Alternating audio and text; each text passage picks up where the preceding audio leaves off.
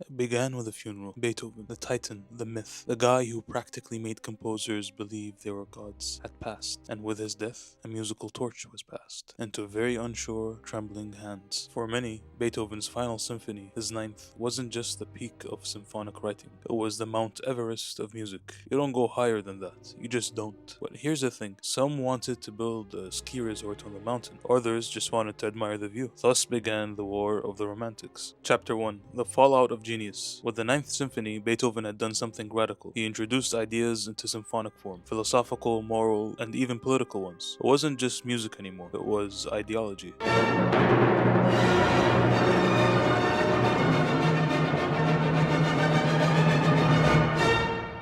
Freunde, nicht diese Töne, sondern lass uns angenehmere anstimmen. Und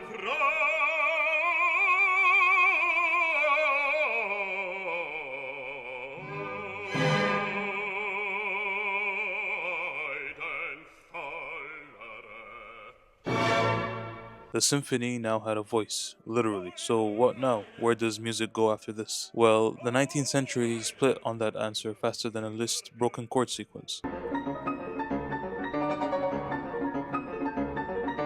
Chapter 2. Choose Your Fighter. Two rival camps emerged, like musical Hogwarts houses but with more facial hair. The conservatives, led by Johannes Brahms, Clara Schumann, and violinist Joseph Joachim, these were the purists. They believed Beethoven had perfected the symphonic form. The goal now was to preserve it like a sacred relic in a museum. They championed absolute music for its own sake, free from stories, images, or weird metaphysical drama. And then the radical progressives, led by Franz Liszt and his friend Richard Wagner. This group believed Beethoven didn't just write the rules, he broke them, and now it was their job to break them even further. To the radicals, music wasn't just sound, it was drama. Poetry, myth. They loved programmatic music, pieces that told a story, evoked a scene, made you feel like you were living inside a Norse opera house.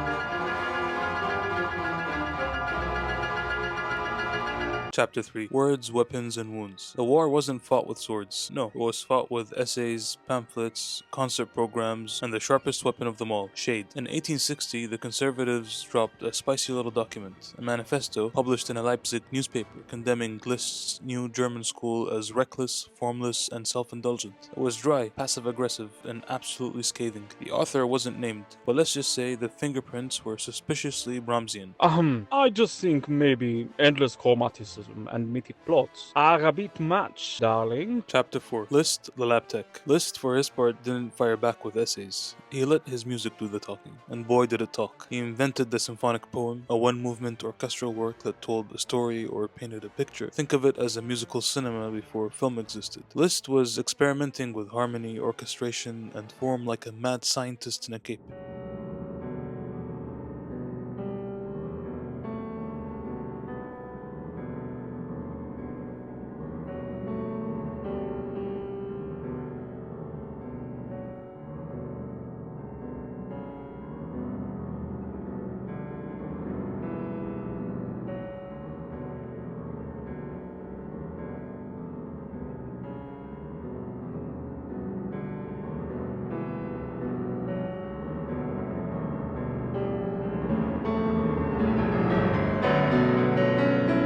Or take the Dante Symphony. Listen to this musical depiction of hell.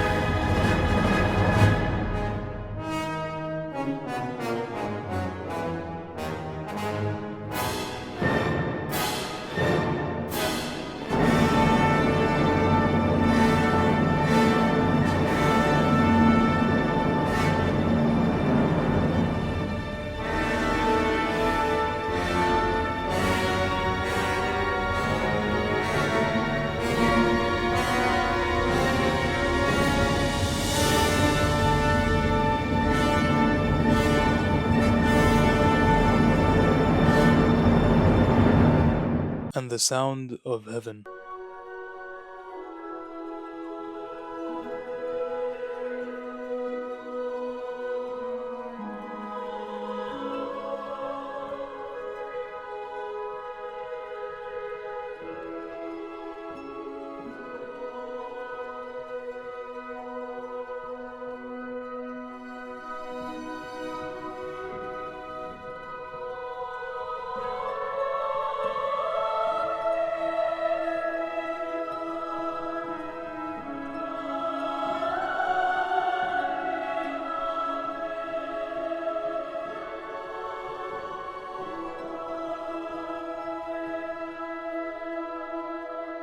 Meanwhile, Brahms was like, I will now write a fugue again, but it will be majestic and deeply moving.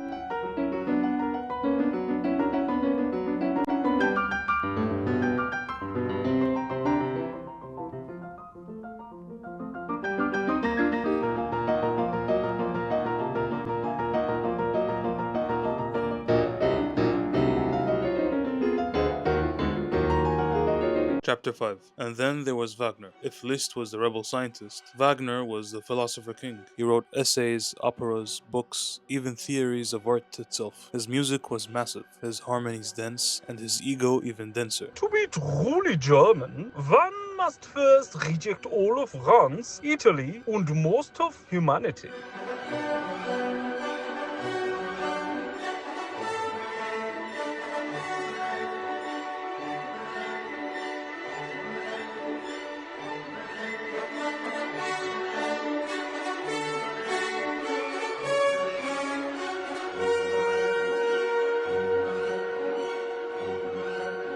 His Tristan chord alone was so harmonically unstable, some say it broke tonal music forever. Spoiler alert, it kind of did.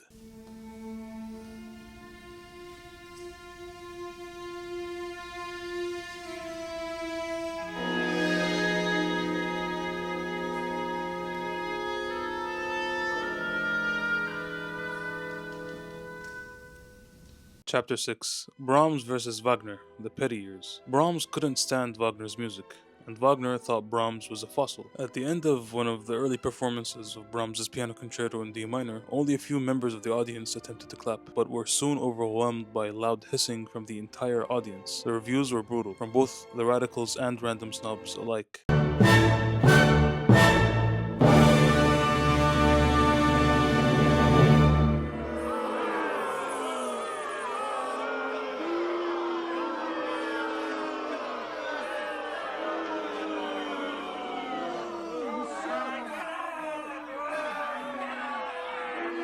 But Brahms didn't care. He once fell asleep at a Wagner opera, true story, he snored through Tannhauser, and also fell asleep during Liszt's performance of the sonata in B minor.